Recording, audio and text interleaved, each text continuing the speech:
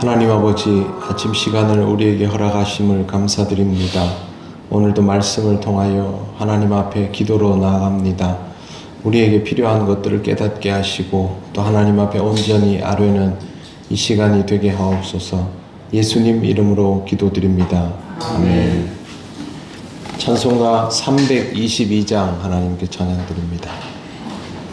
찬송가 322장입니다. 세상에 헛된 신을 버리고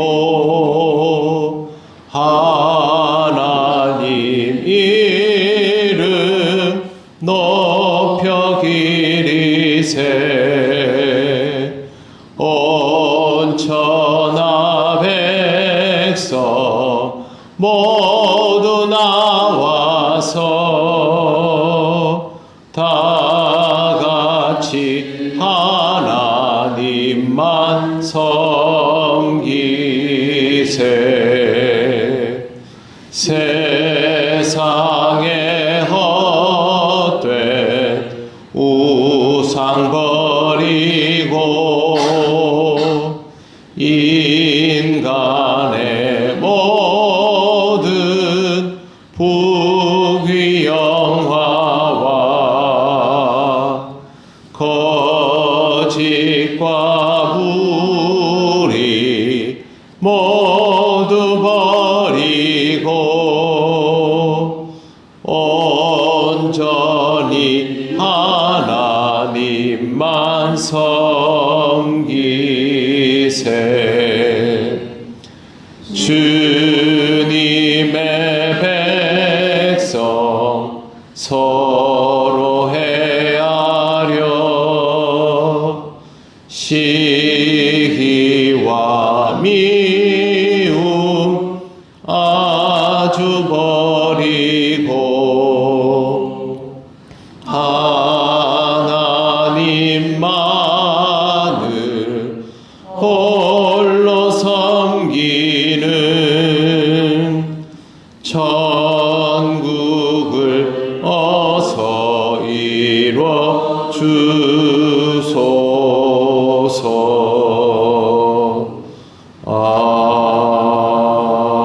아멘.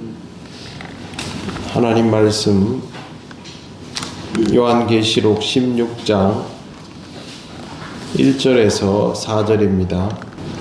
신약 414쪽입니다.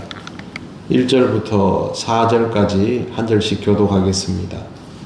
또 내가 들으니 성전에서 큰 음성이 나서 일곱 천사에게 말하되 너희는 가서 하나님의 진노의 일곱 대접을 땅에 쏟으라 하더라.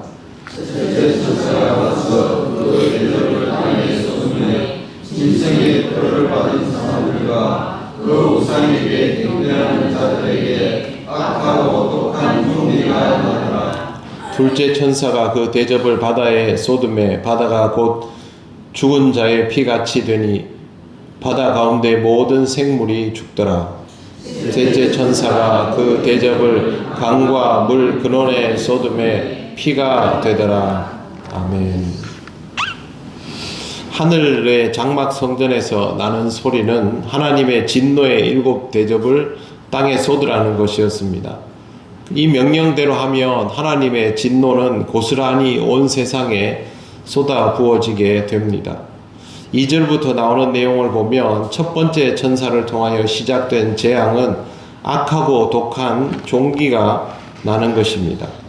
과거에 이 악하고 독한 종기는 헌대로 번역이 되어 있었습니다. 헬라어로는 헬코스인데 이건 그 종기, 종양, 혹은 그 문둥병 이런 것들을 통해서 사람이나 동물에 생기는 피부병을 총칭하는 단어인데 그냥 피부병이 났다 정도가 아니라 그 피부병으로 인해서 곪아서 있는 상태, 굉장히 좀 많이 심한 증세를 뜻할 때 이 단어를 사용합니다. 애굽에서 임했던 재앙 가운데 여섯 번째인 악성 종기를 떠올리게 합니다. 그 당시 애굽에는 전 지역에 발병이 되었었고 애굽인들이 고통을 받았습니다. 그때는 지역 전체에 해당이 되는 것이고, 여기에는 짐승의 표를 받은 사람들과 우상을 경배하는 자들에게 해당이 되는 것입니다. 영역은 모두에게 미치는 것이 맞지만 대상은 딱 정해져 있습니다. 우상 숭배자들, 짐승의 표를 받은 사람들입니다. 역사적으로 피부병이 온 세상을 공포에 빠뜨렸던 적이 있습니다. 제일 대표적인 게 천연두입니다. 천연두로 인해서 20세기에만 죽은 사람이 3억 명에서 5억 명 정도입니다. 이게 천연두가 완전히 종식된 것이 1977년인가 그렇거든요.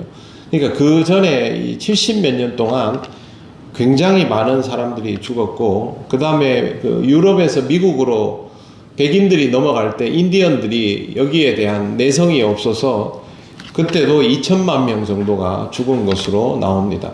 지금 미국 인구를 비교하면 안 되고요. 그 당시 인디언들 인구는 굉장히 그거보다는 훨씬 적지요. 그러면 2천만 명이면 거의 다수가 사망했던 정도입니다. 그 당시 천연두는 한번 시작되면 온 지역을 다 휩쓸고 지나가고 죽은 자가 말할 수 없이 많았고, 우리나라에도 왕실에서도 이 천연두를 막지 못해서 죽었던 사례들이 나와 있습니다. 그래서 피부병 그러면 딱 이걸 먼저 떠올리게 되는데요. 천연두는 종식되었으니까 이건 염려하지 않아도 됩니다. 그리고 여기서 중요한 게 있는데, 짐승의 표를 받은 사람, 우상 숭배자들이 대상이 됩니다. 예를 들어서 코로나가 발병했을 때 누군가가 이제 목숨을 잃게 되고, 이게 신앙을 기준으로 하는 일은 아니지 않습니까? 예를 들어서 피부병이 발병을 해가지고 세상 사람들 중에 많은 사람이 희생을 당하게 되는데, 그게 신앙을 기준으로 이루어지는 일이다라고 단정하는 것은 옳지 않습니다. 그건 어떻게 되는 일인지 모르는 것이죠. 우리가 누군가를 죽는 것을 보고서 저 사람은 신앙적이지 못했기 때문에 죽는다, 내가 거기 걸리면 어떻게 받아들일 겁니까? 그렇게 받아들일 것은 아닙니다. 그렇기 때문에 성경에 나와 있는 이런 내용들, 재앙에 관한 것들도 우리가 일반적으로 알고 있는 방식의 질병이라고 해석을 하게 되면 이걸 문자적으로 해석하면서 또 다른 오류에 빠질 수 있습니다. 하나님께서 심판하실 때가 되면 모든 세상을 심판하시고, 그때 하나님은 우상 숭배자들을 확실하게 가려내신다, 그렇게 해석하고 그대로만 받아들여야 하는 것입니다. 두 번째는 3절에 나오는데요. 둘째 천사가 그 대접을 바다에 쏟음에 바다가 곧 죽은 자의 피같이 되니 바다 가운데 모든 생물이 죽더라 입니다. 여기서 중요한 것은 모든 생물이 죽었다는 것입니다. 모든 생물이 죽었다는 것은 모든 바다가 오염되었다라는 뜻이죠.